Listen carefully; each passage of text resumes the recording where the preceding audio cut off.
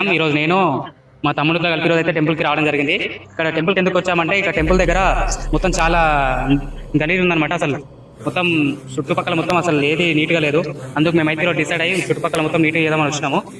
ఎందుకంటే ఇప్పుడు చుట్టుపక్కల మొత్తం గలీజ్ ఉంది, అసలు ఈ టెంపుల్ కూడా ఎవరు పట్టించుకోవట్లేదు. అందుకు మేమైతే ఫస్ట్ స్టార్టింగ్ అయితే ఇప్పుడు ఇదంతా నీట్గా చేసి టెంపుల్ పైన కూడా మేము ఖచ్చితంగా మాట్లాడతాము. టెంపుల్ అయితే ఖచ్చితంగా వర్క్ స్టార్ట్ కావాలి.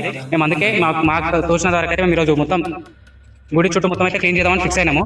గుడి చుట్టూ క్లీన్ అయిపోయిన తర్వాత ఖచ్చితంగా మీరైతే గుడిని అయితే ఖచ్చితంగా స్టార్ట్ చేయాలి. గుడి వరకు మాత్రం అసలు పెండింగ్ లో ఉండకూడదని మేము కోరుకుంటున్నాము.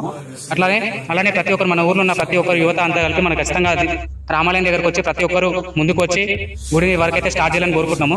ఈ గుడి దగ్గర కూడా అసలు నీట్గా లేదు. ఇప్పుడు ప్రతి ఒక్కరు ఎట్లా అంటే మన ఊర్లో గ్రామంలో ఉన్న ప్రతి ఒక్కరు అయితే ఈ గుడి దగ్గర అయితే శ్రీరామనవమి ఒక రోజు తప్పించి ఇంకో ఎప్పుడైతే రారు. శ్రీరామనవమి వచ్చిందంటే ఖచ్చితంగా చాలా వరకు అందరూ వస్తారు. కానీ వస్తారు, వచ్చిన తర్వాత చాలా మీటింగ్లు పెడతారు.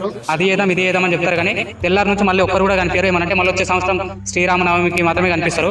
అందుకే చాలా బాధాకరంగా ఉంది. ప్రతిరోజు అందరూ ముందుకు వచ్చి ఖచ్చితంగా ఈ టెంపుల్ అయితే ఖచ్చితంగా కంప్లీట్ అయిపోయి వరకు టెంపుల్ వరకు అయితే ఖచ్చితంగా కంప్లీట్ కావాలి.